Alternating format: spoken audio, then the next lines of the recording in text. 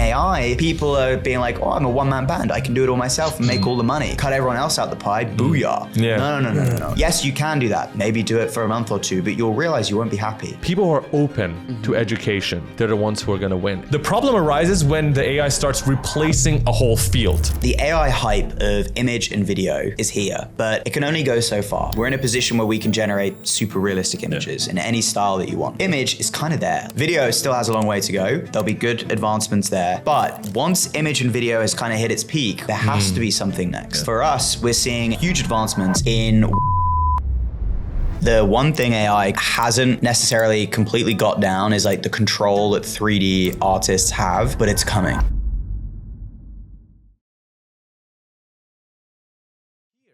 There's applications, there's WhatsApp. Like we went to Abu Dhabi. This is unrelated to the tech bit, but we went to Abu Dhabi and on the way there, I had some questions with Farhad about what we should do and where we should go. There's literally a WhatsApp chat that you can open For a theme park. and have conversations, which is managing the entire Yaz area in Abu Dhabi, which includes the theme park, the hotels, activities, restaurants. So if you just have a question that you'd like to ask, you don't even have to go to ChatGPT. You can just ask them directly. There will be a person that will instantly respond. For instance, where do I put my luggages if I need to put them somewhere? It's not like an outdated Google link, which is the case that I assume if you go to any other country. It's a person you're speaking with. So this is how high agency they are here with anything. And with Creators HQ, it's just, we were amazed because they're trying to support people like us when we're creating content. If you have questions, if you need help. When we were there first, the first thing they told us is, do you guys have a podcast studio? If you guys have any podcast you want to do, you can come to our studio and do it here. We have microphones, cameras, lights, everything. And you can rent it anytime you want, which is insane. Imagine if we didn't have the studio, it would be so helpful. Like, imagine if you had that in Canada. In Canada, we used to do the first 25 episodes of this podcast in our dining room. So if you had that, the setup we have it in one of the vlogs. You can see in the background because we tried to hide it because in the beginning you don't want to show that you're using the shitty setup that you're using. You wanna puff yourself up. For sure. So, but in the background of one of our vlogs, you can see there's 3 cardboard boxes on top of which sits a tripod. I still laptop. record on cardboard boxes. I do. We had them, 3 of them, with a laptop Yeah. because we didn't have a TV. And that Yes. webcam was our camera. And then imagine you'd be on that laptop, your MacBook Air, I remember. A tiny Rourke would be sitting and we'll be here at the far end of the table trying to squint our eyes to try and talk. But imagine if we were doing that exact same thing here as creators, we'd get to go to the podcast studio and use it. This is what amazes me about this place. And I find new things that continuously amaze me. So going back to the point, I do recommend moving here. Yeah. If you're considering it. I think, first of all, the level of service that we've seen, like since my wife and I have been here, has been through the roof, like off the charts. And to kind of touch on your WhatsApp point, it's like, that is insane that like there is somebody there available to answer your questions and it's not AI, it's a real person. And, you know, my wife's American. American's supposed to be like one of the best service industry in the world. Coming here, it's like mind-blowingly better. It's actually insane. It's genuinely mind-blowing. So yeah, I feel super grateful to be able to even just like experience the culture for like the last 4 or 5 days. We do a lot of work in a lot of like the West Coast, so it's really nice to be over here, to be honest. I think one of the things, at least I am guessing, is that the rulers here, they travel a lot. So you see on Instagram sometimes the rulers in Switzerland, in Europe, in US. And I think what they do is they go and find the best things about these countries and they bring them here. And like part of the thing that I find interesting is that you get the best of everything that you have when you're traveling around. And so far, I'm enjoying it. I think Farhad is the same. Definitely. No, for us, this is home at least for 80% of the year. Because we immigrated how many times now? 3 times. Yeah. So if we immigrated 3 times, this has What, been you the tried best to one. leave 3 times and you just come back? No. We went to different countries. No. We went from country to country, and Malaysia, Canada, and then here. And here so far has been the best one. Because usually we have another place in mind that we'd go to, but here I don't have anywhere I'd go to after this, at least for now. Because I've traveled around a lot with Farhad, but this happens to be the place I want to be in right now. And if you do come here, man, you can do a lot of collabs. You know what I'm We're saying? gonna take over the world. You know, it's gonna be awesome. What has been your past few days like? Because I know you gave a talk. Was it a workshop or? It was a workshop. Okay. So yeah, it was in collaboration with the 1 Billion Followers Summit. We did a workshop. It was originally for 20 people. It's supposed to be like a really small, intimate group. And it was really cool. It sold out super quick. So they made it 50, and then that sold out super quick. And then there was a line out the front to come and do more people to come in. Nice. So it's really great to see the demand as well. And for AI education here in Dubai as well is very exciting. But it's not just here. That's the crazy part. It is everywhere around the world. So the last 2 days have been really cool. We have honestly met, I would say, like, stopped and had conversations with like 200 people now who are just super excited to be learning about creative AI, and just had a lot of great conversations with people who are, you know, trying to learn this new and navigate this new market as well. What was the workshop about? So we were doing a workshop on the AI pre-production process. So how you could ideate, come up with an idea. So whether or not you're given a client brief or you're just coming up with a story from scratch, how you can use AI for the entire pre-production process. But when I say like the whole pre-production process, it means like it's still your input, human input, elevated with AI for scripting, storyboarding, image asset generation, video asset generation, until you get to that post-production phase when you start putting everything together. So we did like an hour and a half intense workshop pretty much on mood boarding, storyboarding, the ideation phase basically. Sorry to Go ahead. say something first. I love that you said AI and pre-production, because pre-production is one of the most crucial things in anything we've ever done. I'll say the examples here on out. We've done Fortnite maps for clients, needed pre-production. We've done short films, needed pre-production. Commercials. We've done commercials for hotels, pre-production required. We've done not live, we've done visuals for DJs. Yeah. The ones that they play behind them when they're playing in music festivals, Yep. needed pre-production. Our own videos on YouTube all needed pre-production. So regardless of what you're creating, as long as there is a visual element to it, pre-production is one of the most crucial steps. And I'm sure you know this because it allows you to pan out all of your ideas, first in text format, because that's the idea. And then eventually, hopefully, you'll get to the boxes in which you'll have your frame by frame ideas on what you're going to make. And if you do that bit right, everything else is smooth. Yeah, you set yourself up for success. Yes. At that point. Exactly. And I feel like this is where AI can be a super empowering tool. Because if you use the tools the right way, you can beat out any competition. Like you can beat every other human there is in the world if you know how to use the tools right, because not only do you get to results quick, not only do you get to iterate, you get to create super high quality content that looks 90% close to what you're gonna do with the output, whether you're using Photoshop or 3D tools like we do with Unreal. You'll get your output so close that a client will instantly know exactly what you have in mind. Because the biggest problem is artists, I'm talking about artists generally right now, they cannot communicate their ideas effectively with the clients because the clients are not really creative most of the time. And words cannot really convey the message unless you show them the visuals. So knowing the importance of pre-production, what was the talk like when you gave it and what was the response from the crowd? It's interesting because, first of all, to kind of touch on that, there's been some rooms that I've gone into where people are like, get out. Like they're so afraid of AI that they're like, get Are you out. serious? Yeah, it's a true thing. And I've done a workshop with the North Face, so the head office in Denver.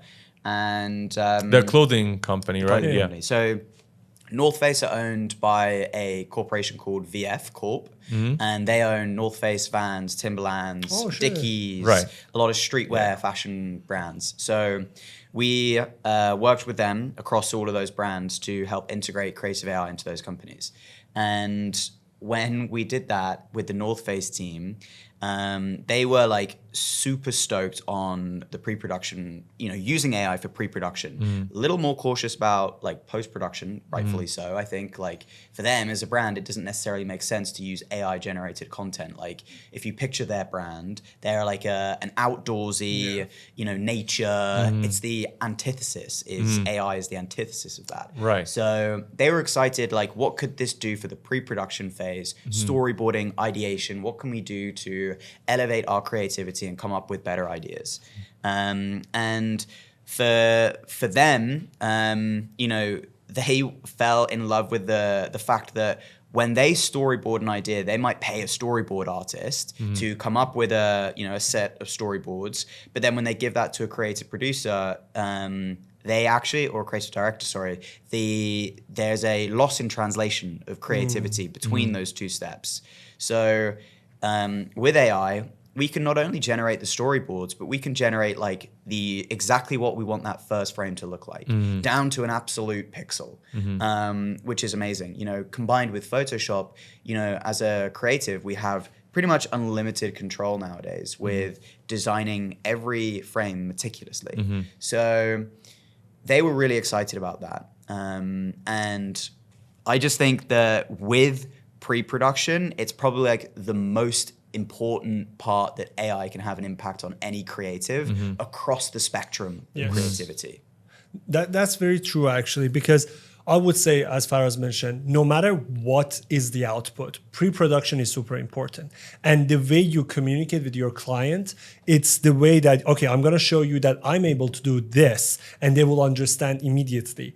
What you mentioned about the steps that you took, scripting, image generation, video, what were the pipelines that you used actually in this workshop? Yeah, so first of all, for like concept ideation, a lot of the time, and I think you guys will agree with this, when you sit down to create something, right, especially as AI creatives, we are pulled, like let's say I arrive at a prompt bar, right, and I'm about to create an image, right? We don't know what it is yet, but we're about to create something, okay? The only things that you have in your head as a creative is you're thinking of TV shows you've watched the other day, your life experience, that memory that you had with your sister or your brother from 10 years ago. You're thinking about all of these life experiences, and that's what makes you the creative who is behind the prompt bar, or you the creative who's behind the pencil, right? And it's all your life experiences. So step one is the ideation process, and all of that comes from your visual training data that you've had throughout your life. And so what I will do is, let's say we're doing a commercial for Google. We just did one for Google Pixel recently. And I was like, okay, sat down with our team, ideation, step one, with AI. We're going to be like, okay, I want a camera shot where we see the phone suspended in the air. It kind of rotates around. The phone goes flat and the camera goes inside the phone, and we can see all the tech inside the phone. It comes out the camera. The camera components come apart. It comes back together. So like I call it verbal vomiting, where we just verbally vomit every idea that you've got at a large language model. And you go, this is my idea, right? And then with the team, you can do it as well. And we just feed it large amounts of context and data. And some of the ideas could be crap, it doesn't matter, but just giving it as much context as possible. Then using either ChatGPT, Gemini, it's like, okay, let's build this idea out. It might give you some shots, like suggestions that you may use. It might give you a different idea that you may use. You can ask it to challenge you. You can ask it to do anything you want as a creative assistant. So that's like step one, ideation, coming up with different concepts, using it as like almost like a battering ram. I prefer to use it as more so than like an assistant. I like to be challenged by it. And use it to come up with ideas, but really be challenged. So that's step one. Step two is then mood boarding. Now, mood boarding is such an important part of the pre-production process. So finding all those visual inspirations. And when I'm on Instagram and I'm like doom scrolling, I will save videos constantly that I'm inspired by. Yeah. And so my whole feed now is just cinematic visuals. Even you guys. And I'll be saving those into my my saved reels, and then when I sit down, I will have this like visual bank of ideas that I can then pull from. Even just like a tiny little effect that happened for like 0.5 seconds. I will be like, I love that. I'm going to use that. So that's like the mood boarding phase. It's pulling images. And a really great tool, if some of your viewers haven't heard of it yet, is one called cosmos.co. I haven't heard of that either. It's Pinterest on steroids. Interesting. So it is Pinterest for designers. So it is full of like cinematic visuals, incredibly like beautiful, artistic imagery. It's like way more bespoke and it's just beautiful, right? It's more curated than Pinterest. More curated. You know, there is a lot of AI imagery on Pinterest now, which I think is fine, but like Cosmos is like, it's really for designers. Like if you're a creative, it scratches I'm something in your intrigued brain. already. Yeah, it scratches something in your brain. So cosmos.co, I think it's called, is like a really good one. So we will pull from like Pinterest, Cosmos, social creators, traditional. We'll like think of things where that shot that we're picturing in our head, we want that to come to fruition. We will try and the closest thing to it and then like use that. So for example, in the commercial that we did for the Google Pixel recently, in our ideation phase, we went to the Google Pixel page and they had a whole 3D render of the product. So we could then take screenshots of that product in any angle to get exact shots that we want. Brilliant. Would never have known that if I didn't do the pre-production process. Right. And that changed the whole ad. So that was like a really big part. So yeah, that's mood boarding. And then it's image generation for us. So it's, okay, take, let's say we actually use custom GPTs and Google Gems. And to provide context to the viewers who might not know what those are, is with ChatGPT or Google Gemini, you can create something called a custom GPT or a Google Gem. And it's basically, you can provide it with a list of instructions that you want. So for example, you are a 3D motion designer. I want you to write, I'm gonna give you an image and I want you to only give me prompts that are gonna replicate amazing cinematic 3D visuals. So you kind of give it this like list of instructions. Give it to me in this format, you know, and you can provide it with document data and things like that. So we'll use a custom GPT with our images from our mood boards that we've got, and we will extract data from those images. So let's say I found an image and I love the lighting style in that image. We'll upload it to a custom GPT that we've made that pulls out all of the data from that image. So we can take just that small subsection of that prompt and we can then stack that with other parts of the prompt. So we'll pull visual references. So you'll have rules and guidelines for the custom GPT so it can perform the exact way you want every single time. Yes. Right. So if I love the composition from a shot, I can pull a specific, you know, it will always break down the prompt into like brackets. So it'd be like so I might say to the custom GPT, step 1, break down, when I upload an image, I want you to break it down into what image style is this? Is this photography? Is this anime? Like what is it? Put it in a squared bracket. Next step, I want you to pull out all of the data from the lighting, right?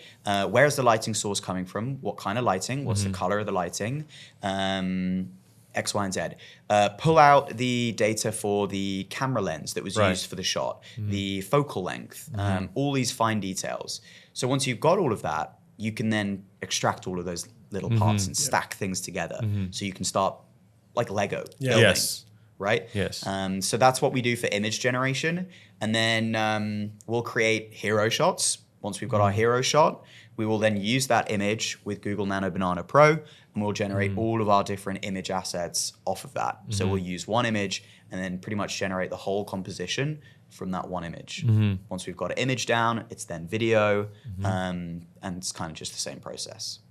First of all, thank you for sharing that workflow. And I think it's fascinating because these workflows also change over time. If we had this conversation a year ago, this would have, the overall workflow would be the same in terms of ideation, mood board, image, and video, but the tools change so quickly.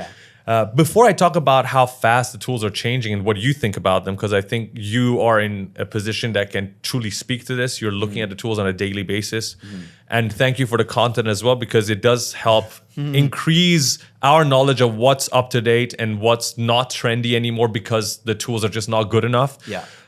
I want to talk about the company's perspective. So you did mention North Face, but what about all the other companies that you worked with? What do they think about AI? How fast are they adapting themselves to AI? They're so slow. You know, Google are just now building their own internal team of creatives for AI. And they're the ones with fucking Gemini. Yeah. They're the ones with fucking everything. And they're just now starting to build their own internal team. Like, I see. It's of mental. creatives? Of creatives. Like Right. an actual, like, so there is a huge amount of freelancers, AI creative studios popping up, you know, daily, on a daily basis now.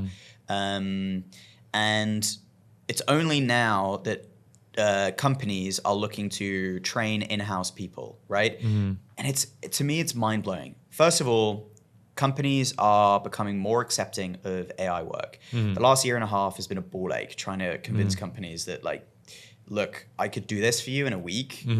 This would take you 6 months. Like, we can do this for you in a week. Right. It's like, are you okay with it being 10% less than if I shot this in real life? Are you okay with that? If the answer is yes, then you're also happy for me to charge 10 grand under, you know, maybe a 40K project.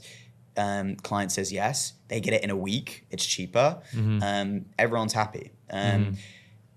Not a lot of companies have been super open to it. Coke were actually the first company who were like open publicly using it. Yes. The ads, and they right? did get the backlash for it too. Yes, they did. They did. Oh my gosh, they did. Yeah, and they've had it almost every year since they've done it. Do they care?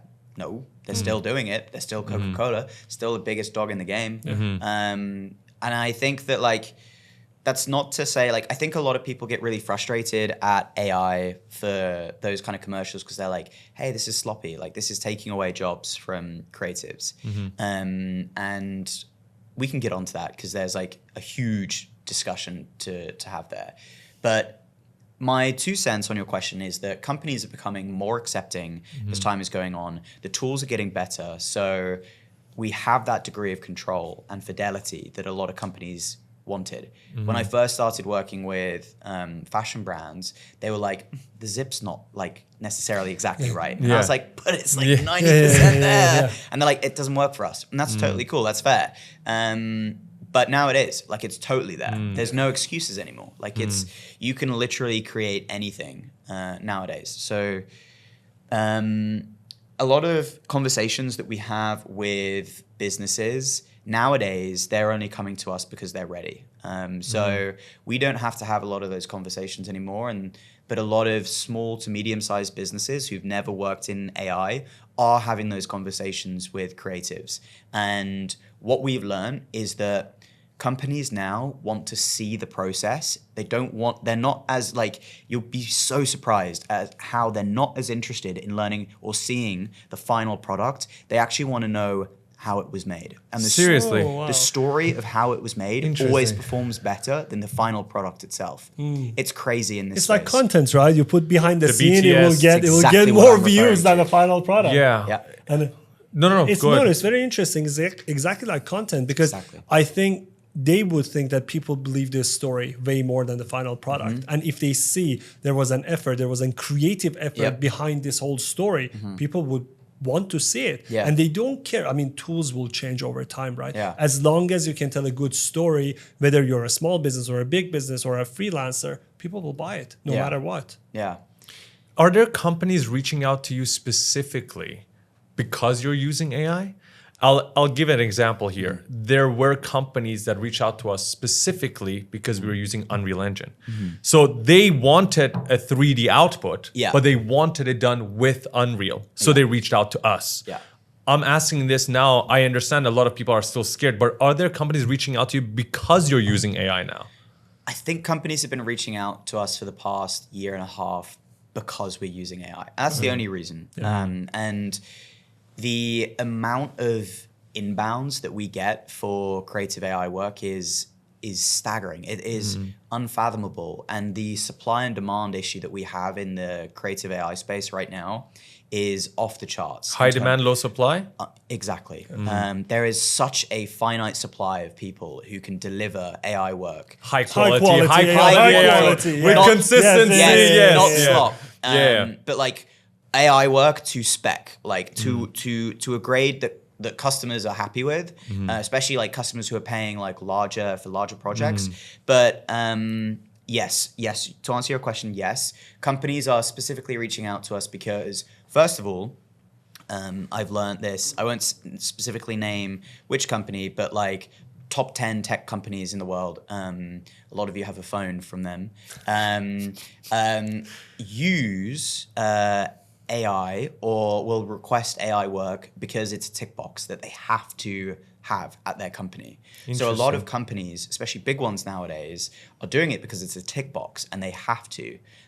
Even though internally they're not, all of these people in these big companies are so busy, they haven't got time to learn these skills. So it's the freelancers, it's the creatives who have got that extra time to learn and upskill. Learning 3D, VFX, and animation should not take you years. That's exactly why we designed the Ultimate Unreal Engine program, which is our best work yet. This is our masterpiece, which is gonna take you step by step from beginner to pro in Unreal Engine in just 14 days. And by the end of it, you'll get to create a beautiful cinematic short film just like this. We'll take you step by step through pre-production, planning out your scenes, to setting up your environments using photorealistic assets really quickly. We will teach you modeling, texturing, and animation. We'll even teach you how to use metahumans to create beautiful digital characters that look real. We will teach you AI workflows to speed up your process. We'll teach you how to set up your lights so that your scenes look cinematic. We'll teach you how to use cameras inside Unreal Engine to set up beautiful shots,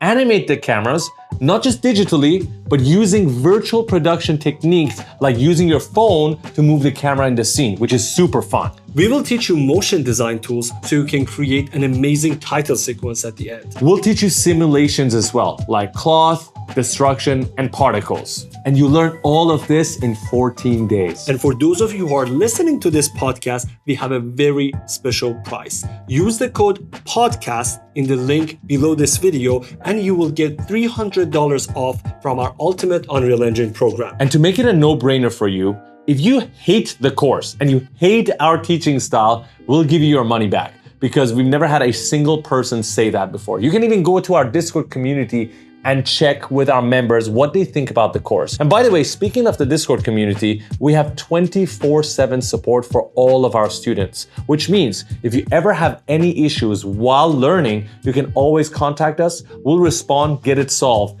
Even if the problem persists, you can send us your Unreal Engine files and we will fix it for you, send it back so you're never stuck. And the reason why we're so proud of this 24/7 support is because most courses don't actually offer that. So if you're learning and you get stuck, it's over and you're lost. So, Farhad, Click on the link below this video and use the code PODCAST. PODCAST, in case you didn't know. Let's get to back the in. conversation. Dude, that's so fucking the interesting. work. It's so true because think about it this way. How many times have you heard in a big company, a new guy comes in, wants to change things, and the thing they're like, gonna ask is like, are you guys using AI? If you're not using AI, Yeah. we're gonna die. Yeah. It's literally a meme. So use it, whatever means you have, use it. Yeah. I remember like Gary Vee talks about this all the time. Like if you're not using AI, you'll be I mean, outdated. he did it for content. All he needs first, to and do then is now, go to yeah. 10 of these companies and say, if you're not using AI, you're gonna get outdated. And that guy is gonna go on Instagram, he's gonna see you, Yeah. and he's gonna contact you. He's like, I don't know why, but we gotta use AI. We gotta take the box. Yeah. But some will do it intentionally because they know why it's gonna help them. Yeah. Maybe lower costs, like you said, faster turnaround times, which is a huge benefit. Yeah. But others, as you mentioned yourself, they don't even know why. They just have Yeah. to, and then they'll figure out along the way why they're using it. Yeah. Right. Very interesting, actually. What are the industries that you think they are the most progressive in adaptation of AI? Because I would assume, like, for example, when you mentioned fashion, they have to be very Precise accurate, about how it precise. looks, yeah. But there are other industries that if you are 60, 70% there, it's totally fine. I think the short film industry was one of the first to kind of emerge from AI, properly. And like the short film industry kind of scene for me came around about a year and a half ago. And a lot of it was almost like abstract, like AI, because like you couldn't create comprehensive stuff that like made a huge amount of sense. So it was almost like modern art as such, right? As we were like fighting with the models. So I would say like the short film industry kind of came first, and then from like business side, it was fashion started to use it actually first. So when you're saying fashion, you're talking about like clothes Clothing commercials. brand, yeah, so e-commerce. So Right.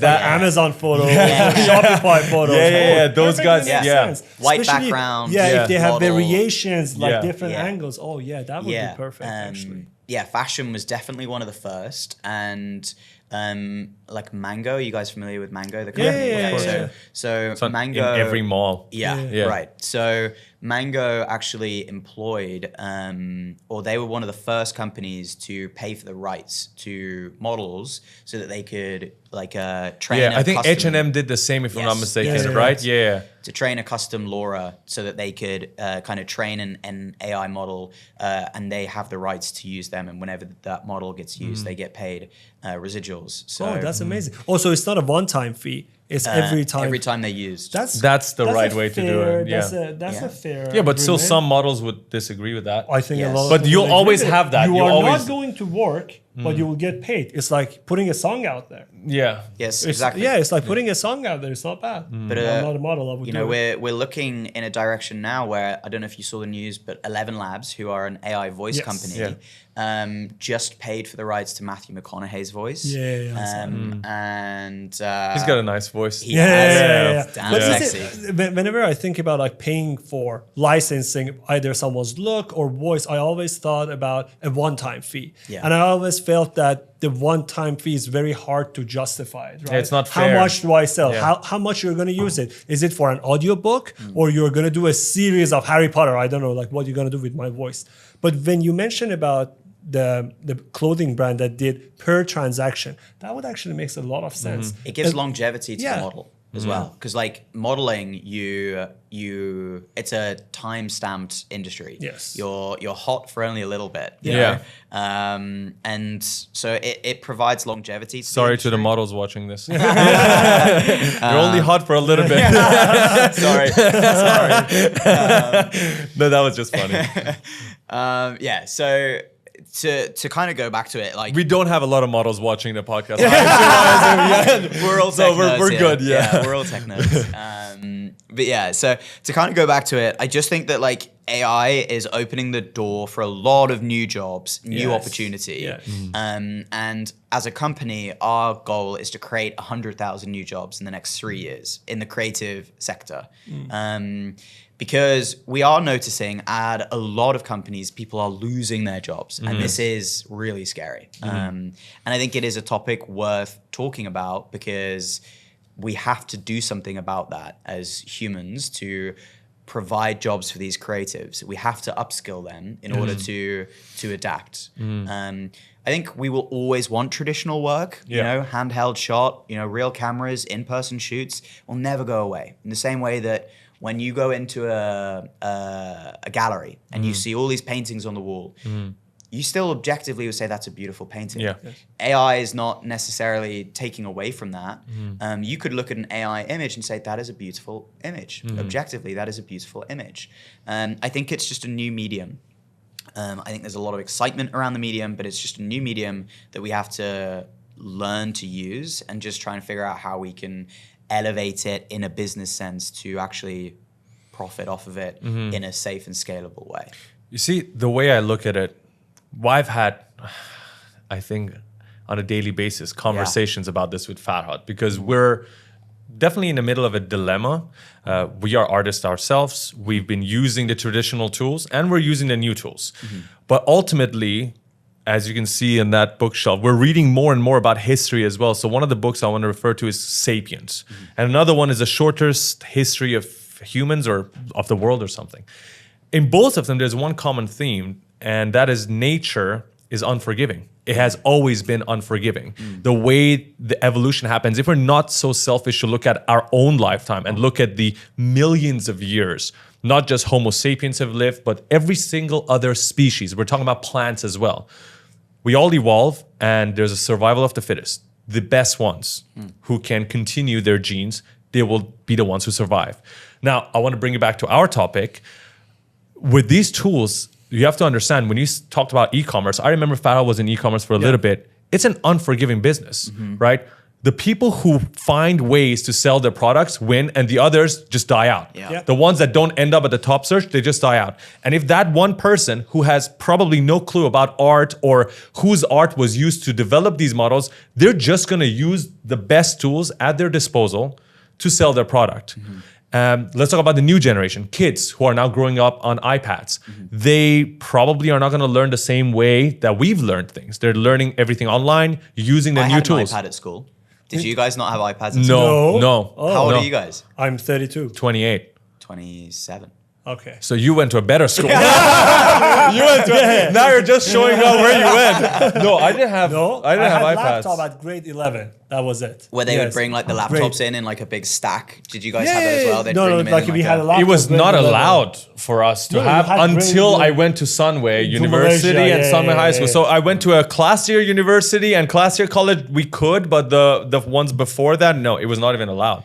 But now I'm sure it's changed. Like everyone's we weren't even allowed to have phones in the beginning. Oh yes, we didn't have phones. I don't think they take away phones from kids were anymore. Really, really strict. We couldn't bring our phones in. Wow. Yeah. So the way we learned was very different, and the way the new generation are learning now is totally different. Exactly, which is why I'm saying, like, yes, there's the conversations about AI tools and if we should use them, shouldn't use them. But what I'm saying is that at the end of the day, the whole point of this podcast is for us to have open conversations about where the world is going, and hopefully the people who are listening to this are trying to have a better life for themselves, whether that is locking in more jobs, bringing in more clients, being more successful in their career, whether they're working for someone or not. Or creating a better work even. Or creating a better work. So we always want to talk about what's coming so that you can best prepare yourself. And why it's so interesting is because we've seen your growth and you're doing insane numbers on social media, which shows how interested people are in these tools.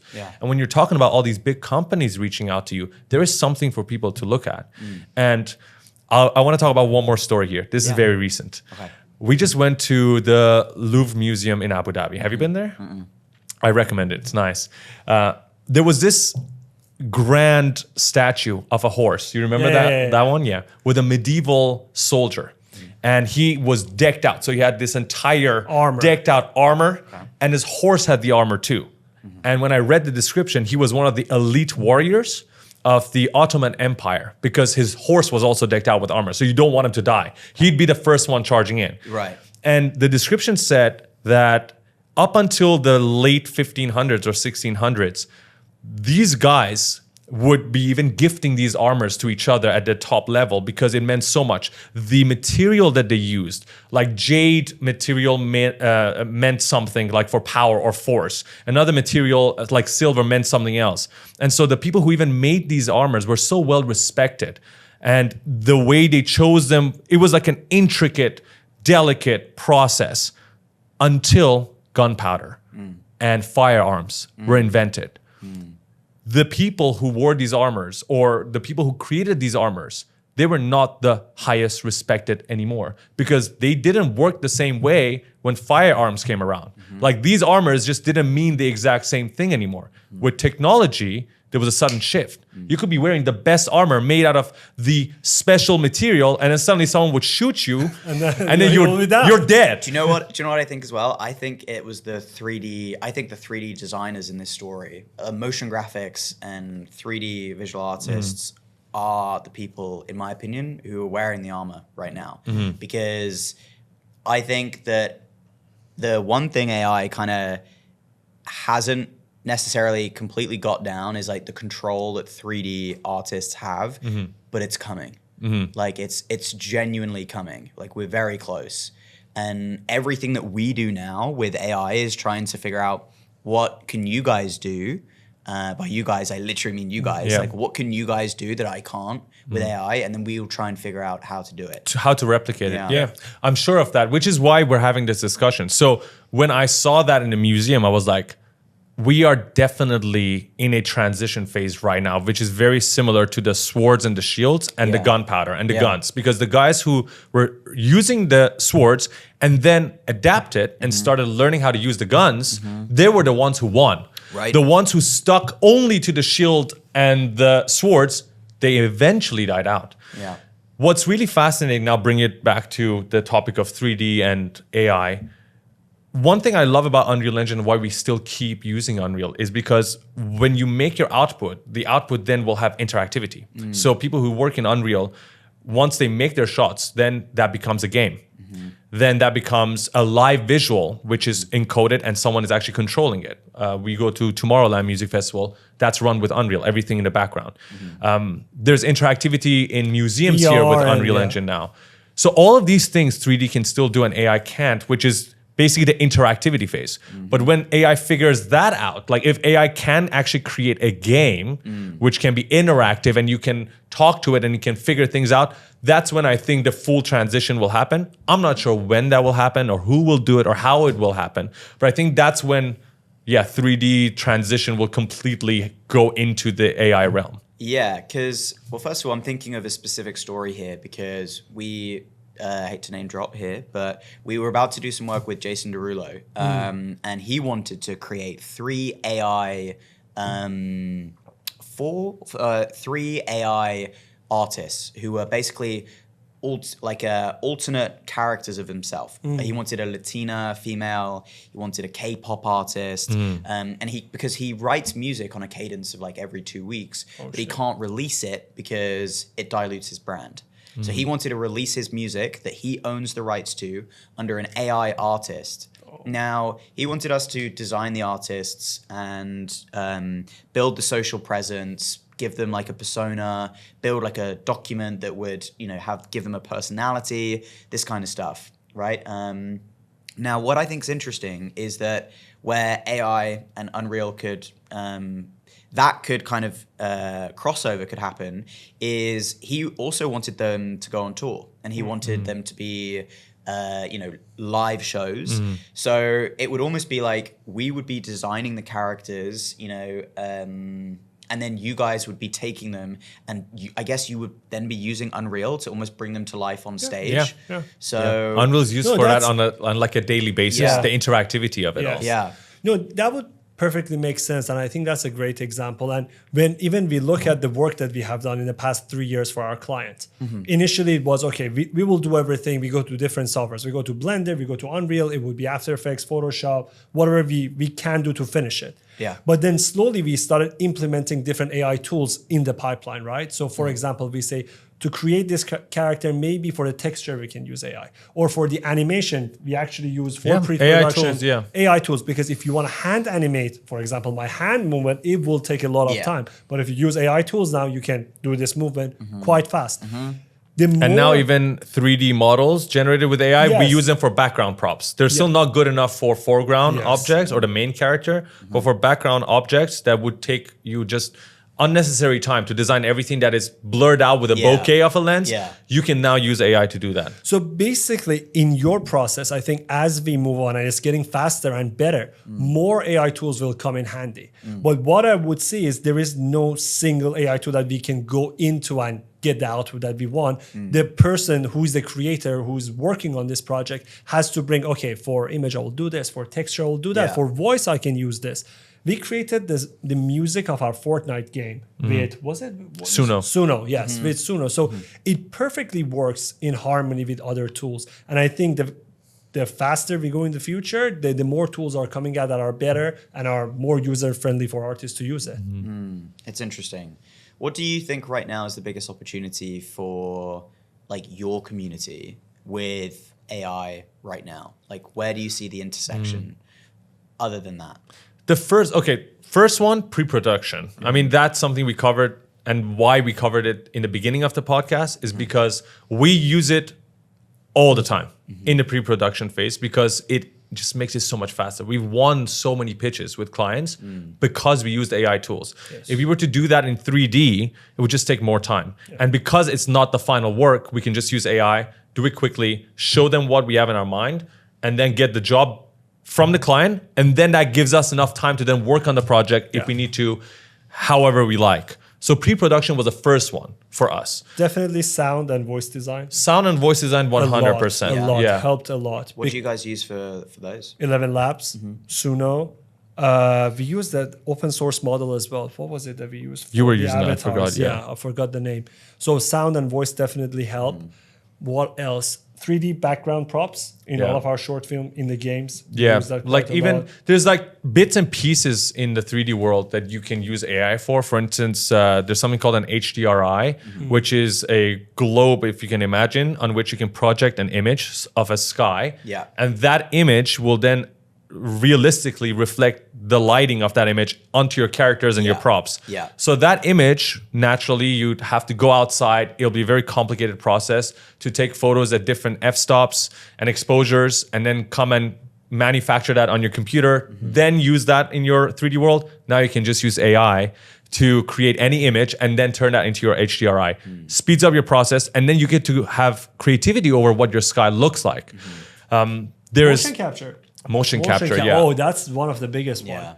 Motion Have you guys been seeing a lot of the new updates in motion capture? There's some crazy ones. Autodesk Flow Studio. Do you have any in mind right now? Nothing like that, but like there's a lot of like motion tools. Like there's Kling01 that came out recently, Kling Motion as well. Both of them are like where you record live footage and you can kind of transfer over the top. But I don't know if that's like helpful in Unreal. It depends on how we can translate that, into an actual 3D character. But there are specifically 3D tools for motion capture that are using AI now, which basically is you feeding in your input video, and then it turns it into 3D data that you can transfer into your characters. Oh, it's mind-blowing. All of these things, this is the thing though, there are things like this that every artist will adapt to, because previously, They have to, it would be impossible to do with a video. You needed suits. We actually have the suit. It's a $7,000 suit. You have to wear it. It's a complicated process. All those, like, balls on it? Yeah. So you have all sorts of different ways to do motion capture, and it was saved for the elite. So James Cameron would have access to it, but you wouldn't. Yeah. But now with AI, and we taught this in our course, you can use a video, transfer your data to a 3D character, which works not exactly as accurately as James Cameron's Avatar suits, but it gets you like 60, 70% of the way there, after which with some tweaking, you can get to the final result. These tools, artists pick it up very easily because it sucks to do it manually. And when you're working on an indie budget, which most people are, you don't actually have access to these tools, so it was impossible before. The problem arises when the AI starts replacing a whole field. Yeah. That's the part that scares most people. And I totally understand that, because I can only imagine how scary it is to have learned a skill for 10 years and then realize AI is going to come and do it. And other people won't need you anymore. Yeah. But this is the bit that I always like to address on the podcast, because whether we like it or not, the AI move is happening. And that's the thing that not a single human can ever stop. It's happened. It's happened already, yes. And we're seeing the impacts of it in the industry. So the goal is to figure out exactly what people can do. Yeah.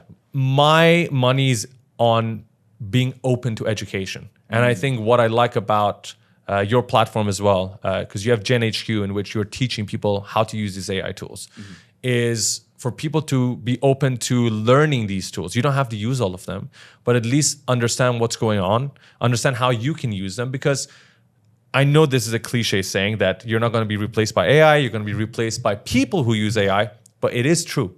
It is the people who are now using Unreal and AI, Blender and AI, Photoshop and AI. They're the ones who are winning the jobs. Even, for example, when we are bidding for a project, imagine if they are asking for Unreal Engine and 3D work. If there are 3 people who are bidding, the one who's using Unreal and AI is going to win the bid. Definitely, because they have a better pre-production. They definitely are more up to date. So if the artists are looking at this and they are avoiding it, I think that would be the biggest problem. You should be looking at it, hey, this is a new tool, I'm just going to learn it.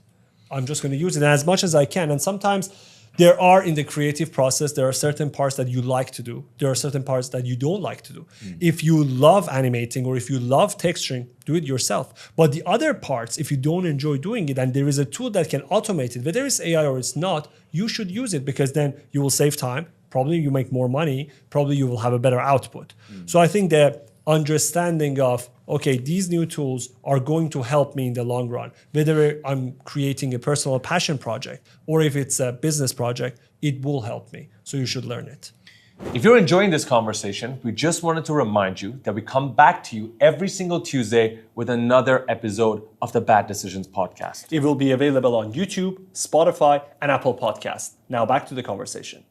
I wonder in your industry as well, do you think if, for example, in a situation where you're pitching for a bid, if you say, I have Unreal Engine skills and I've also got AI skills, does AI mean, if you have those AI skills, that you can charge higher rates? Or does that not mean that you can charge higher rates? Sorry, you want to go or you want to go? No, if you want, you can go, but I can also. Yeah, I would say for us, when we are pitching, the most valuable asset that we are giving is the story. So the clients usually, I would say, pay a lot more attention to that, what story or what problem we are solving for them when we come in, more as in a consultant. The next step, they would ask, okay, what tools you guys are using or how we can. But in order to beat everybody else, I would say the ideation and the consultation would be super important for I have a slightly different answer. I would say that it's irrelevant if you're creating content. And the reason why I like to say this is because I think if you are any kind of creative who's creating content and you've built a personal brand, the client will pay you for that. They're paying for your name and your skills that you've shown online. But if you don't have content, then your question will be very relevant because then they're going to be like, oh, if you're using AI, then you're going to do it faster, so I'll pay you less. Right. But if you have a brand and they want you for who you are, I think it doesn't matter. You can just say, this is my price. That's why it's a bit of a different conversation. We always encourage people, as long as you're working with clients and you're trying to get more clients, if you have a personal brand, so fucking helpful. Yeah. Like you can dominate the clients and tell them, this is my price. You're coming to me because of who I am. And you can't tell me, oh, you have to charge less because you're using AI. Have you guys done a module in your platform about building personal brand? live streams we Yeah. have done. Yeah. Yes. Okay. I think that was one of the most important thing that we asked people to do, because if you're best at what you do, if you're not putting out there, nobody knows. Yeah. Yeah. You can be the best artist, whether it's in 3D or AI or whatever you are. If you're not putting it out there, how do I find you? Yeah. So- It's true. I think we did a module in Gen HQ, which was a 2-hour long breakdown of every single thing that I know about personal branding, right? And in that module, there was a couple of things that I touched on from every conscious decision about personal branding. And I'm sat across the room from two lovely haired men, right? I made conscious decisions to grow out my hair, wear hats, and do things that other people were Interesting. not doing because I knew from a visual standpoint, I needed something to separate me from the crowd. So what could I do in my situation? I grew my hair out, right? This was a conscious decision from a visual branding perspective. I wanted people to remember, oh, you're that AI guy. Does he have long hair? I know who that is, right? And I've had that. I literally have seen a screenshot message where someone has said, I'm trying to figure out, a friend of mine sent it to me. He was like, I'm trying to figure out who this AI guy is. He has long hair and he wears a hat. And I was like, it worked. It fucking Yes. worked. Yeah. Right? Yeah. And so personal branding goes a really, really long way. And I also think a huge part about personal branding, and I would love to talk about personal branding if you guys are open to it, because it's one of my favorite things to kind of talk 100%. about. Yeah. But personal branding, especially as a creative, I feel like by being everywhere, you are making it yourself unapologetically available to the public. And by doing so, you will be noticed, and if your skills and the quality of your work is deemed valuable, you will then get work. It's if you plaster yourself everywhere consistently all the time with good quality stuff, it is just going to work out. And a big strategy that we teach in Gen HQ is the power of LinkedIn, where a lot of the decision makers for marketing, especially in the AI world, all of the marketers are on LinkedIn. So for us in our industry, it's like, okay, post my AI work that I've made on LinkedIn, also show the behind the scenes process of how I made it. Also potentially send it to the head of marketing at that company, create spec work for them. And the success rate that people have had through that is just astronomical. Insane. Would Rourke or Bad Decisions get paid the same amount if we didn't have personal branding? No way. No chance. No Right? way. No chance. Right? I We think wouldn't it's just even like get it's, some of the clients. Yeah. we wouldn't get half the clients and we wouldn't be getting paid that amount regardless of what tool we use. Yeah. That's the point I wanted to make. Let's talk percentages here, right? Without being specific on numbers, what percentage, if you didn't think you had that personal brand, less would you be charging because you didn't have that? Oh, It would be a No. high I'm percentage. Like, thinking a high percentage. too. yeah, very high percentage. Like I would say 50%. I was like, on the same- 50 yeah, above. 50% I was on the same thing. of what we Sometimes charge even- now. No, some of the works that we got, 100% because of social media. Like you get it. No, I mean, you the get it. Yeah, the price-wise, yeah, price yeah, yeah. wise, the confidence that we get because the client reach out. It's like, let's put it this way. I always like to use guys and girls because it's very evident. People go through this. If a girl approaches me, she's interested in me. I can then feel confident in the conversation. I don't have to please her. Yeah. Whereas if I'm approaching a girl, I have to make her like me, right? It's as simple as that. I think that's the case with personal branding. The client is reaching out to us most of the time. I can set the rules. Yeah. I'm not trying to please the client. The client is already pleased with my work. And then when I set the price, they can negotiate. By the way, negotiating is fine. We still do that. Yeah. And negotiating is part of everything. You have to learn how to still go and fight for your price. But you can still shoot for a really high number because you know they want you. And the authority. So when they come to you, they have seen your work. They know exactly what part of your work they're interested in. When you are pitching with no social media, you have to go and prove, okay, who am I? What have I done? This is my work. Do you like it? You are starting at step number 4 when you have personal brands. Yeah. They already know you. They already know what you have done. Yep. Most of the times they will come to us. That Fortnite map you created, can you create a similar thing for us? I don't even have to convince. I'm so right? happy you said that. Yeah. Because they would see. It happened a lot for our tutorials. So Faraz has said this in one of our events when we did in Dubai. And we wanted to have a 4-hour event, talk about the things that we do. Most of it was around personal brand. And he was saying that you have to, entertainment, piece of content, experiment, and education. So like tutorials. It happened for us that someone watched the tutorial and said, what was the final product of that tutorial? Can you make it for us and we will pay you? So it doesn't matter what type of content you create. Of course, behind the scenes tutorials work usually better. But when you put your work out there, people will see it. You mentioned LinkedIn. We had people reaching out on us on YouTube and Instagram too. Like there are people everywhere, every single platform that they can see your work. It's interesting. I'm so happy you said those words specifically, that people will only pay you to do something that they've seen you do before. Yeah. Right. And this is a big thing that I sing in Gen HQ, is that if you are to be playing around and trying to learn AI, Unreal Engine, when you're building your portfolio, be really like targeted with it. Think about when you're building your portfolio, is this something that my ideal client that I would want to work with would enjoy? And literally create something that is so like on par with what you think a client that you would like to work with would be happy with, that it's like they would just go, I've seen you do that here, just do that for me. You're like spoon feeding them Yeah. in a way, right? We had a guy on the podcast, his name is Brandon Larry. He created car commercials because he wanted to work with car brands. Yeah. He created a commercial for Rolls-Royce. In a month, BMW reached out. It wasn't Rolls-Royce, but BMW reached out and said, you made that video on Instagram. Can you do the exact same, for us, for BMW? Yeah.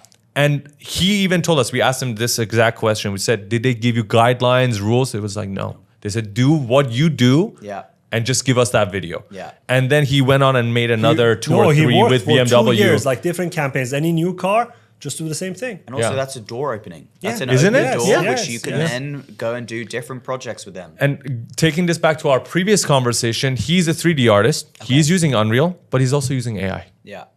And that's the fascinating thing.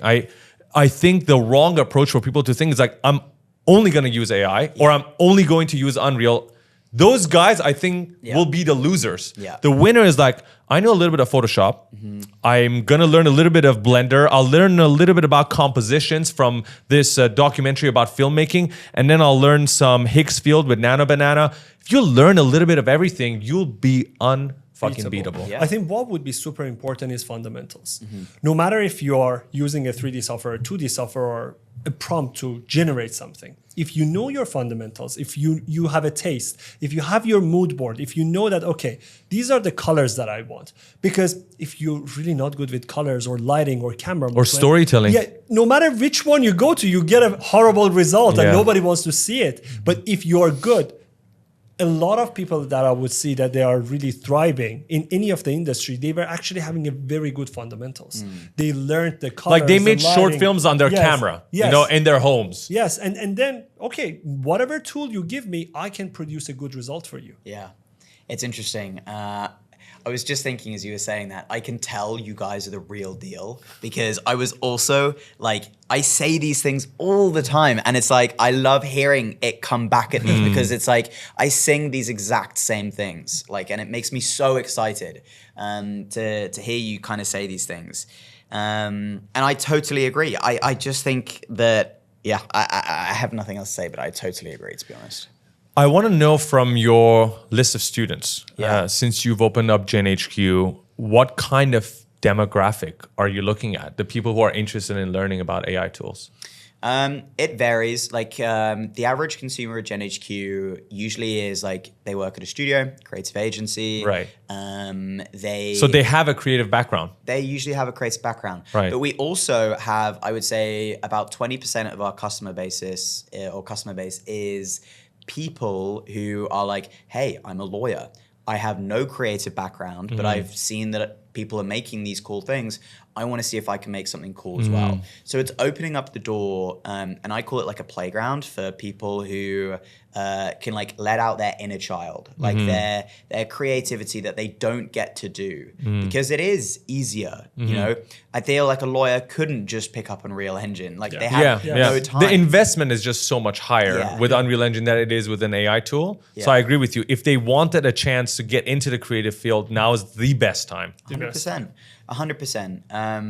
I think like every day that's gone by for like the last year and a half has been the time to get into it. So like get in now, like really start immersing yourself. But truly, we have like lawyers, we have people who are like, hey, my name's Carl, I've retired and I'm just like picking this up for fun. Yeah. And I love that. I feel like it's just people who also just want to learn, you know, what these new tools are doing, what's possible, because we see a lot of like overproduced or overhyped stuff on social media a lot of the time, and people want to see what's actually for real. Yeah. And I think that's true. It's quite nice. So, but mostly people have creative backgrounds. A lot of people have video editing and Photoshop and design backgrounds.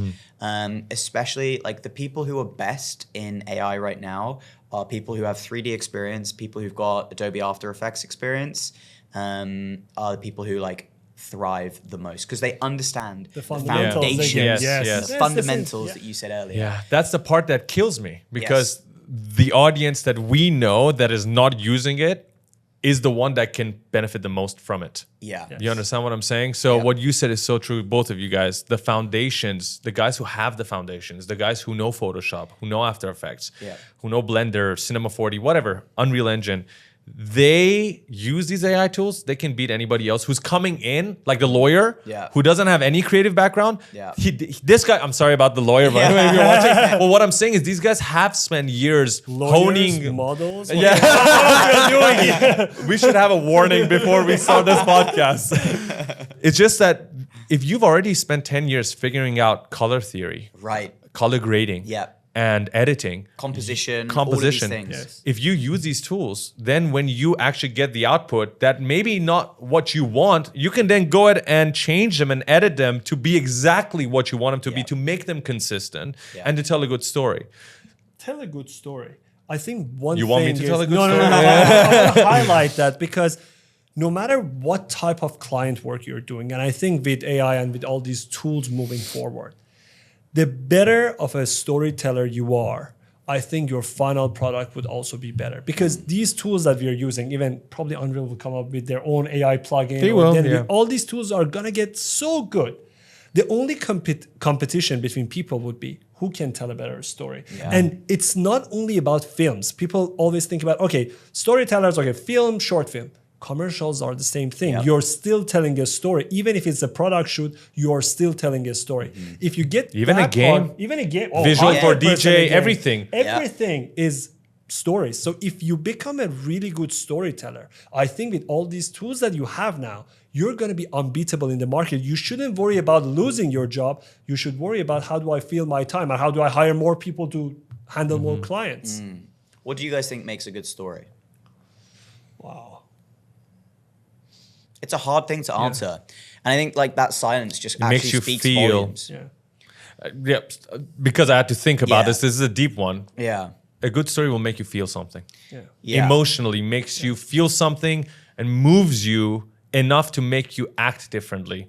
I think a really good story, like a good superhero film, let's say when I was younger, would make me so pumped that when I left the cinema, I wanted to be the superhero. Yeah. I wanted Yeah, I to wanna do go good. to the gym. Yeah. Yeah. I wanna work Or out. Rocky. Let's say Rocky is a great example, right? When I watched Rocky, I signed up for a boxing gym and I did kickboxing for like years after that because of the song and because of the story.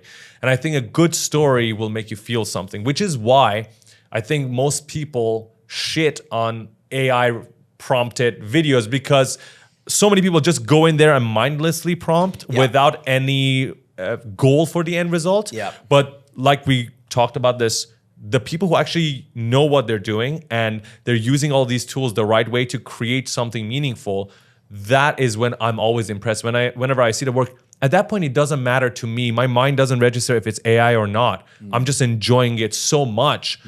It doesn't matter if they used Unreal or Blender or Yes. AI tools. Yeah. It's just, I'm touched by what I saw. Yeah, and I think a lot in the early days of like AI short film, a lot of the time you wouldn't even actually be able to tell the difference. The experiences that I enjoyed the most about a year ago when I was watching and consuming AI content was seeing short films that were animated with AI. Like it was an animated sequence with AI, because photorealism, we pick apart every detail, right? You know, we are trained for 32 years of your life, 28 years of yours, to know what is real, right? If my hand did something really weird, you'd be like, what the hell? Immediately. Like, right, Yeah. immediately. You'd pick Yeah. up on these nuances. And even when we interact with people, we pick up on these nuances. So for an AI model to replicate photorealism is a real challenge. And we're still, like, you're there, but still not. Like, human acting performances with AI is still not there yet. Like you have to be so specific, and you have to do so many takes, let's say, with AI and generations to get the take that you end up being happy with. But with the pre-production process, obviously a lot of that cuts out a lot of the bullshit. Yeah.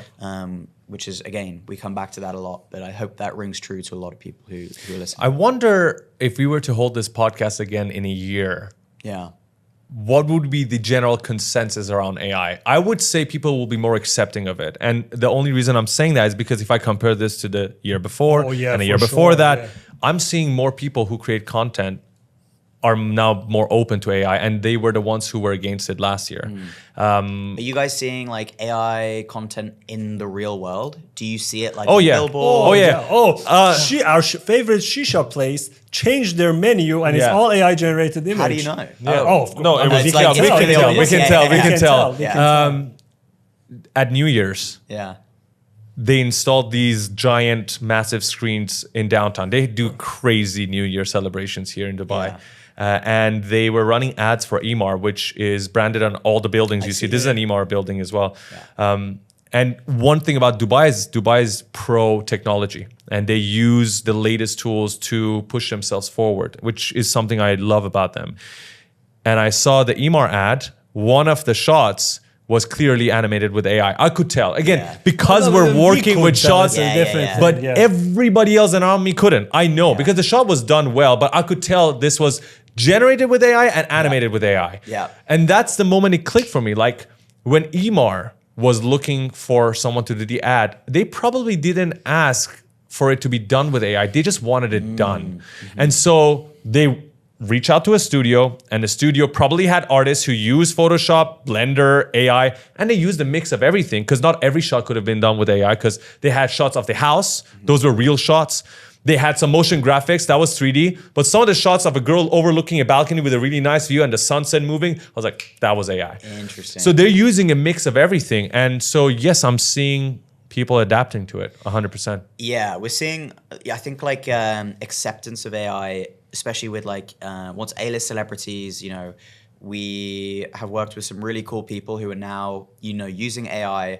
A company that we partner with at Gen HQ is a AI production studio called Wonder Studios. And they have fulfilled AI work for some of the top top A-list celebrities. Some is NDA, but more publicly, Lewis Capaldi recently did a music video, fully AI generated by Wonder Studios. And there's another studio called Promise Studio, which does a lot of like short film stuff. And all of this is now becoming accepted by A-listers. Yeah. All top Hollywood directors are paying attention to it. Now, is it going to go in a direction where we can, I talk about this a lot as well with Gen HQ, is like, we can generate everything from our own homes now. Unreal Engine, you can make everything from your own home.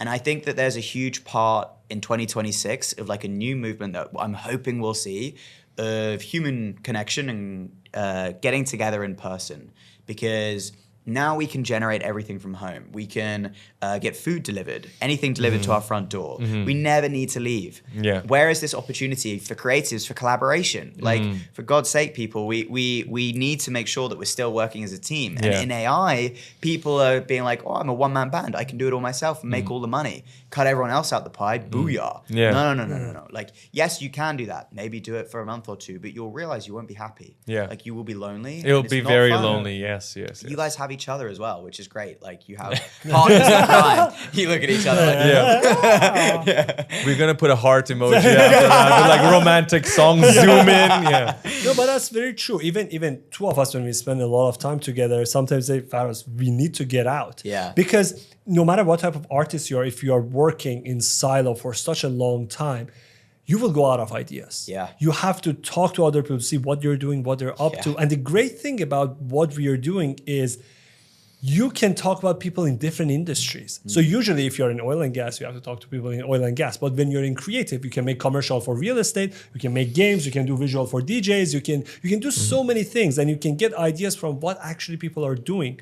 Sometimes we teach something to our audience and they come back and they say, hey, I learned this, but I applied it to a different project. And it blew our minds that you learned this from us and then you did that for a project. It's crazy. But if we don't have that communication, we never find out about these things. And I think the inspiration that comes with group meetings and physical and in-person meetups, I think they are super, super important. have you guys done in-person meetups with your community? We've done once, actually twice. One very impromptu when we arrived to Dubai, because there was people commenting under our YouTube like, you guys should do a meetup. We did one at Starbucks expecting 2 people. Like 15 to 20 people showed up, man, which is really nice. That was like the first week when we arrived. And then we decided to do something called One Mind, where we do a yearly meetup. I don't know exactly how often we wanted to do it, but we wanted to bring in artists together. And that was a small interactive room. So we actually ran projection on the walls with Unreal Engine. And we talked about personal branding as well, which was the one Farah was referring to earlier. About 40 people showed up to that one because it was like the max capacity of the room. We couldn't get more people. But we'd love to do more. Like that's been something that is passionately important to us, because when you meet these people, not only are you networking, of course, there's opportunity for collaboration, but you get to see there's real fucking people behind the screens, you know? And the impact that you guys have too, like the impact that you've had on so many creatives is insane. Thank you for saying that. Genuinely, being able to see that. I also feel like, you know, on those days sometimes where, you know, I bounce out of bed every morning. I'm very lucky that I still bounce out of bed. But like, I love what I do. But also seeing those people helps provide purpose to people like us to be like, you know, oh, like you can't be, you know, maybe you can't be bothered and it's really late at night and you've got like 10 minutes left and you're like, damn, I really want to finish. and you realize I'm doing it for this person here. Like I think that is so rewarding, and I think that's like one of my favorite parts about being an educator is seeing the impact and seeing the people in person and realizing, you know, you're actively out there changing these people's careers and lives, and being able to then provide for their families. Like that's on you guys. Yeah, this goes back to the story. You said what makes a good story. When you hear people's stories about how your content a year ago changed their lives, that's what moves you. Yeah. Right. So that's what it's important to me. I had a question about your content creation because you create content at rapid pace, which is not easy. We know that. We all know that. Yeah. Whoever's tried making content, being up to date with the tools and then making content about them, not being distracted with everything that's happening in the world, and keeping it consistent is probably one of the most challenging things. And you do it so well. What does your content creation pipeline looks like? It's insane. So until recently, because I was literally dying, we used to... wait, hold on. Literally? As in, I was not literally dying, but I was... I burnt myself out, to be honest. But very common amongst artists as well. Yes. We set a ridiculous goal of trying to create 97 pieces of bespoke content a month. So that's three... What is that? More than 3 a day. Yeah. So whether or not that is a video that goes out on YouTube, a video that goes out on Instagram, and then maybe something on my Instagram story, 3 videos, okay? Every day. And I think like we achieved it maybe 1 month, but like that was the goal, 97. And it was like ridiculous. So the way that we organize content is we use monday.com, which is like an organization CRM where you can basically have a calendar, and we'll go, okay, we typically, in our company, we do maybe about 15 to 20 brand deals a month. So we have a lot of AI companies who want us to talk about their new AI releases, et cetera, et cetera. So we'll sit down for the day and we'll go, okay, today's Monday. We have a deadline in 2 days for a commercial for this company. We will sit down with our 3 editors and we'll go, you're doing this one, you're doing this one, you're doing this one. And I'll go, right, this is the concept that I had, like the idea that I have in my mind. This is like the random visual pull that I'm pulling from a random reel that I saw 9 months ago. We're going to use this concept to create this whole project. So then we'll go down a rabbit hole, ideate, pre-pro, and then once we're done with that, they'll go and execute. And we'll basically be like checking in throughout the day. Like Rourke, is this image, is this video like on track with what you had in mind? Yes, no, definitely no. Keep going down this route. And then we'll then kind of converge to an end product. The way that we work is the editors will edit all of the visuals first, and obviously we'll come up with the concept and everything. Editors will create the visuals, and then I will go in and deliver the talking over the top. But the purpose behind that is that so. First of all, you should be able to watch the video and understand everything crystal clear without me being there. And by having me there in the video, it only adds to the education. You should be able to consume it without me being there, and it should be a very clear step-by-step process. And if you get lost at any point, we go back and we do it again, and we'll change it. That's very interesting. So the edit comes first. Yeah. Then you go. I come in last. Do they edit based on a script or no? So we'll literally come up with like a creative concept. So one video we might be like, right, I would like to, as I kind of mentioned earlier, let's say we're creating like a video where we're doing some cool visual effects where the camera goes inside the nozzle of a perfume bottle, down like the pipette bit and like goes out into the bottle. An impossible camera shot to do, but we can achieve it with AI. So I'll come up with a random concept like that. Or maybe like a camera goes inside a Hoover and you see inside the Hoover all the mechanical parts, right? Random things like that. And we'll come up with a crazy concept, and then I'm like, just go and figure out how to do it, guys. Just go. Because so they'll be doing the prompting and the generations. Okay. But I also will help. Like if they get stuck, I'll come in and be like, okay, this is the solution to fix it. And then each day by day, like everyone in the team just gets better and better and better. Which makes me want to ask you this. Your editors, the 3 guys that you've hired, then had to have those AI skills, not just editing, but also know how to use AI tools to then be able to work in your team. Yes. So first of all, we have had experiences where we've hired editors who did not have the AI experience, and I think he lasted 2 months before we had to let him go. We, just because of the pace at which we move at and trying to deliver that volume of content, we don't have the time. If you're not AI obsessed, we just can't teach you. Like, you know, we internally, we just don't have the capacity or time at the moment. So the first editor who I hired was my best friend and my best man at my wedding. And he actually used to edit videos for Cal Freezy, who's like an extended version of the Sidemen, who are a big YouTube group in the UK. And he came and joined me, and he didn't know anything about AI. So I had to teach him, and he actually edited all of the modules in GenHQ. So he learned by proxy, by editing all the modules, right? So literally he had to sit there. So that was really helpful. So he now knows everything because we've worked together now for like 6 months. And then we are now hiring people from GenHQ who show promise with the, first of all, video editing skills, After Effects, knowledge of 3D as well, and also AI generation. And those people who have the combination of those skills are extremely valuable. So a lot of companies now are bringing us in to deliver consulting and education to the, you know, kind of white glove education to these companies so that they can upskill their team, right? And consulting in the AI space is ridiculous. Like $125,000 a day. Like it is mind-blowing amounts of money to go into some of these companies, because if you're teaching a class of 30 people and you're upskilling them and they're all like incredible video editors, 3D, and you're propelling them with these AI tools, they can do so much more than they used to.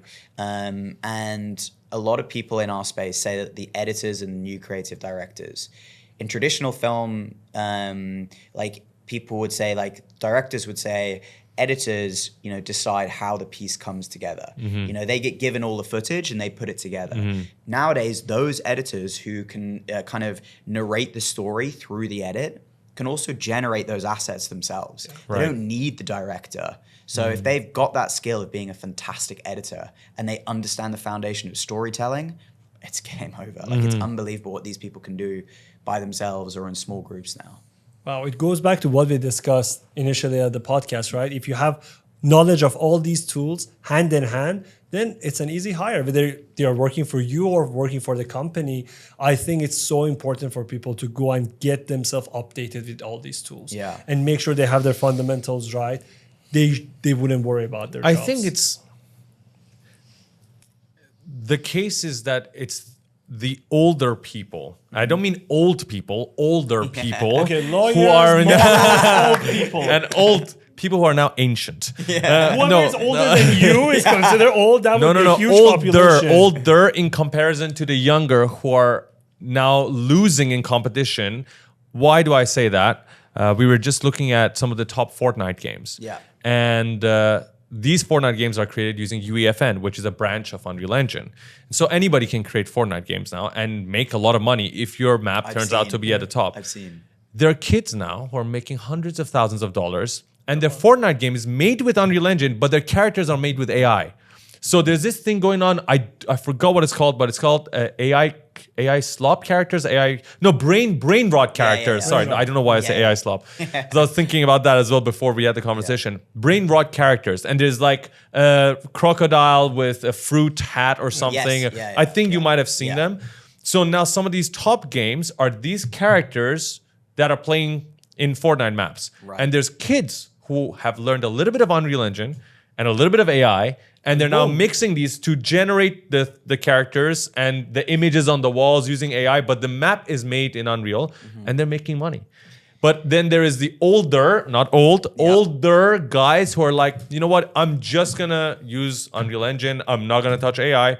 Okay, well then the kid just beat you to it because he's using AI tools. This is the thing that I want to stress. It's people who are open to education. They're the ones who are going to win. And what I like about this table is that at the end of the day, I didn't know this is going to be my job, but at the end of the day, we're teachers. Yes, it's so true. I also had no idea that this was going to be my job. I used to work at a creative agency in London and decided to do Photoshop education before I got into AI. And just all of a sudden, it became a full-time gig after about a year of doing education. You know, and best thing that ever happened to me. But I do want to talk about this situation with Fortnite because it leads me on to world building. Okay, now this is a term that gets thrown around in AI a lot now because the AI hype of image and video is here, right? But it can only go so far. We're in a position where we can generate super realistic images in any style that you want. Great. Image is kind of there. Like we're done necessarily talking about new image models. Yeah. It's there. We're getting consistency too now. Yeah. Exactly. To the degree that we need for commercial spec work. It's there. Video still has a long way to go. So that can still be improved. So there'll be good advancements there. But once image and video has kind of hit its peak, then what? There has to be something next. And for us, we're seeing a huge advancements in world building. And when I say world building, it's I don't know if you guys have heard of a company called Marble World Labs. Have you heard of this? Familiar? Can you describe what they do? So essentially, I could take a picture right now and upload that image into World Labs, and it would then turn that image into a 3D explorable space with WASD on the keyboard. I think I've seen that. For us in our industry, that means we can then orientate our way into any corner of the room to get the specific camera angle that we want for that shot, for our starting frame. When we upload that start frame into a video generator, everything comes down to that starting image. So if we can get that level of consistency by exploring a 3D world, that's fantastic. Now then what after that? Now we can build a 3D world. We can connect like multiple images. You can actually connect multiple images together to create an explorable, like different, we could take a picture of this room, then outside the door, we could take a picture connect of another them room, together. Right? So we could build this space. You can also interact with it with VR and AR, right, as well. Now, where I see huge potential is like similar to Ready Player One. And I know that a lot of companies in the AI space are moving into this already. And this is, for me and for the viewers, I think this is in our industry that I work in at the moment is going to be the next big thing in the next 2 years is building digital worlds and spaces that we can interact and we can also deliver client work in those worlds. So people will be paid to exist in those worlds with real currency and they can do an advert for that real world because that world will have players in it and attention, eyeballs. Oh yeah. So we will be building, ads in the same way that like if Fortnite in their, whole map, if they had an ad for Gatorade or whatever, how many eyeballs would that be getting a month? Lots. There are ads in. Of course there are. Yeah, in the there are. map. Yeah. So it makes sense because the kids will see it. Yeah. It's so interesting. So this is where I think and why our money is still on Unreal Engine with AI together combined. Yeah. I don't think one without the other is good for this specific case. There's a 3-hour-long podcast with Tim Sweeney and Lex Friedman, where Tim Sweeney's talking about Unreal 6. And that's where his focus is, which is mostly about the game. Why? Because it's where, again, after films and virtual production, which is already being done, where would you go next, right? We always imagine putting on glasses or at least just tapping our minds and there's a neural link and then you'll go to another imaginary world and you'll get to feel things and sense things. Yeah. He's clearly moving towards that. Like that's his goal as the CEO of the company because he was just talking about the biggest complication they're trying to solve is how can we make anybody be able to make games? Yeah. Which is why UEFN is there, which is why they made their own programming language called Verse, which is made just to make games with Unreal Engine. And then how can we connect hundreds of thousands of people together? Because right now in a game, at maximum, you probably 100, can have 200. 100 or 200 players in one server. Like we can play together in the server easily, but then if I want to connect to 1,000 people, like a real You have world, to right? spawn the server. Basically, you won't be. In the You same won't be in the same physical game. You're in location. the same room, but there's just 20 people in the room spawning every time. Yeah. But the next generation, the next version of that is how can we have the entire world Yeah. play in the exact same server? Exactly. Which is what our life is right now. We're all on the same Simulation. planet. Yes. It's not like we're on different planets, but they all look like Earth, but it's on different planets. Like Yep. I can't play with Farhad. He's on another Earth. Yeah. So he's trying to achieve that. Right. And I think what would be interesting to me is how can they bring in AI, like you mentioned, to then be able to generate the worlds quicker so that kids can come in and say, I want to be in This room, yes, make this wall stone, make the other one, I don't know, brick, and then they go fast instead of doing it one by one. Yeah. I mean, like, it's interesting because, like, first of all, if we just talk about, like, methods of creation, like, right now, when we're creating, we're locked to a keyboard and a mouse. Yes. And this really frustrates me. I don't know about you guys, but it really frustrates me. And we use, internally at our company, a tool called Whisperflow. I don't know if you've ever heard of it.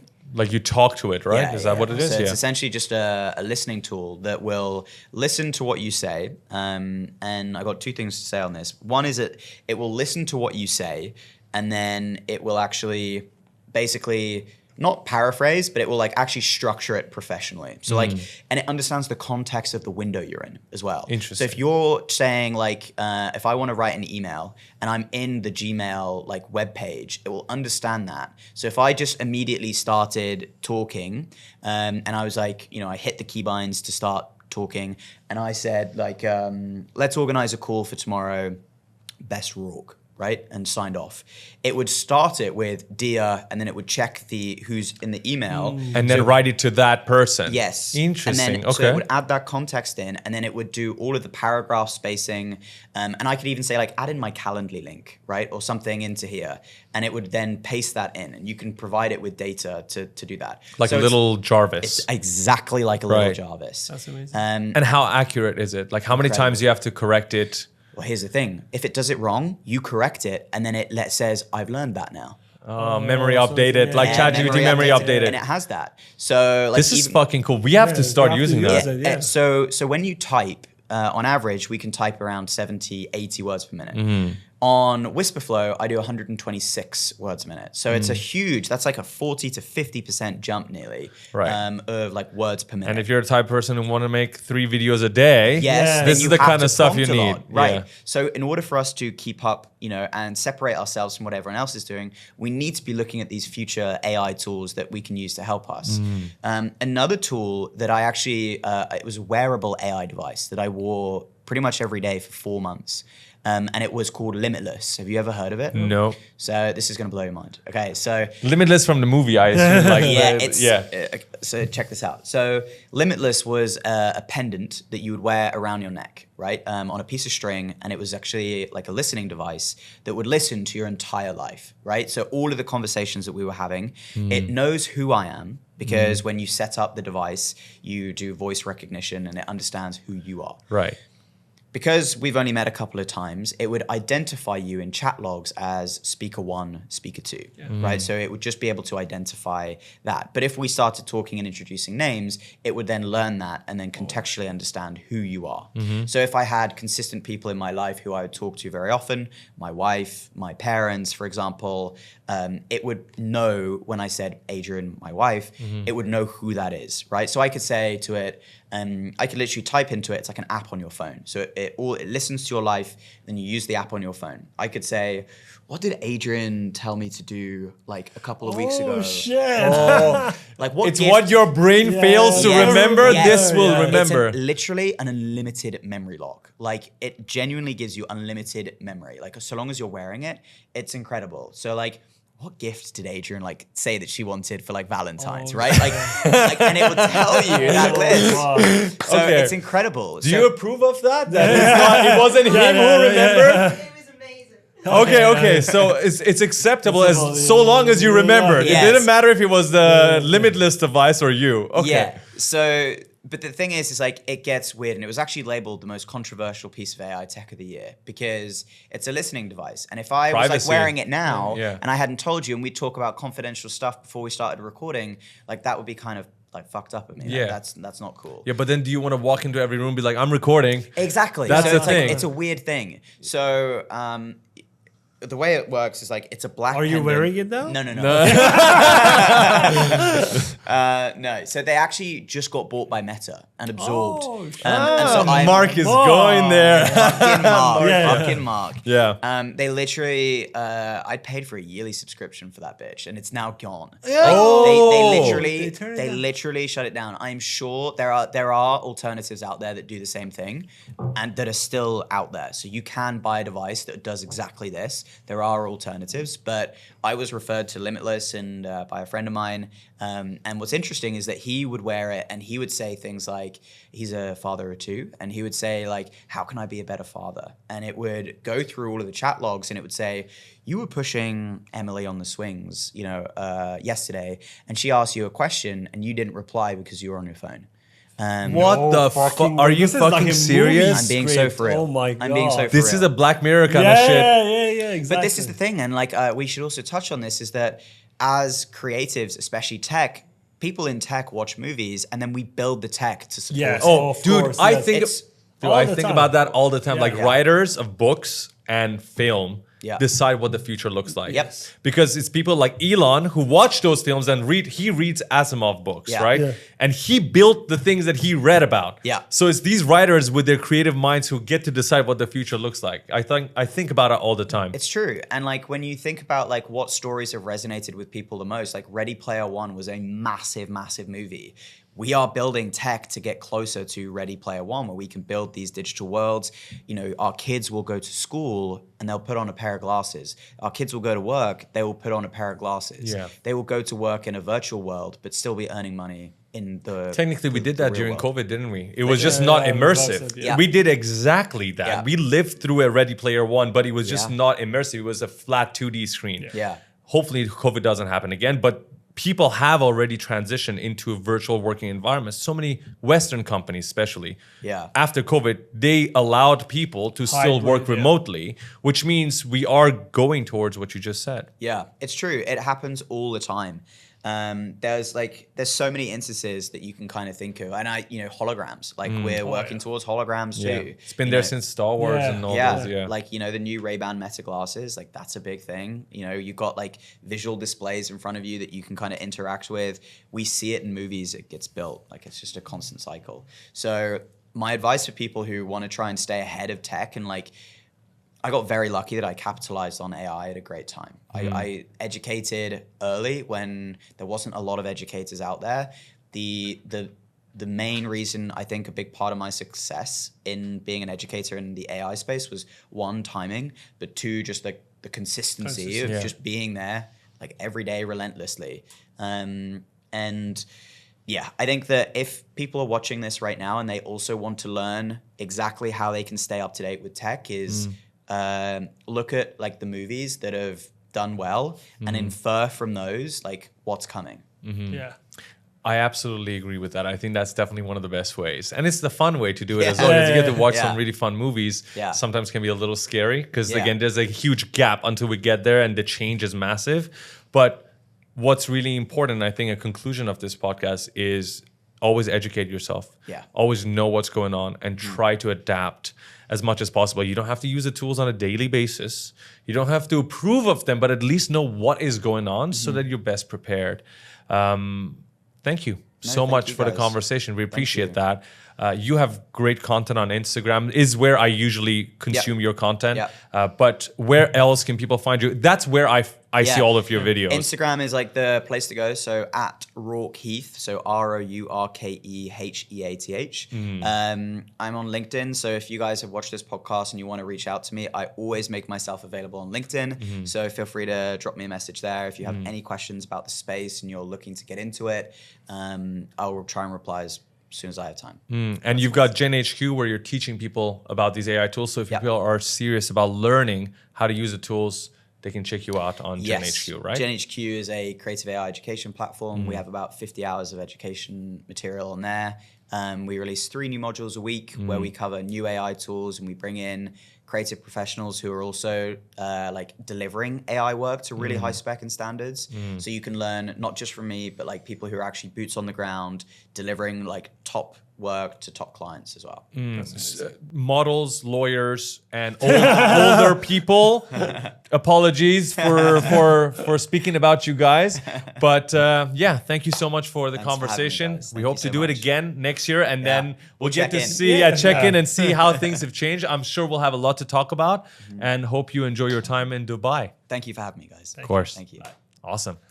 Thank you guys so much for watching and listening to another episode of the Bad Decisions podcast. Our goal is to bring this conversation in front of millions of people. And therefore, we have one little request from you. Because if this conversation helped you, then you can help other people hear it too. The way you can help is by leaving a 5-star review on Spotify and Apple Podcasts, and follow us on Spotify and YouTube. That's it. We'll see you guys next week on Tuesday. Thank you.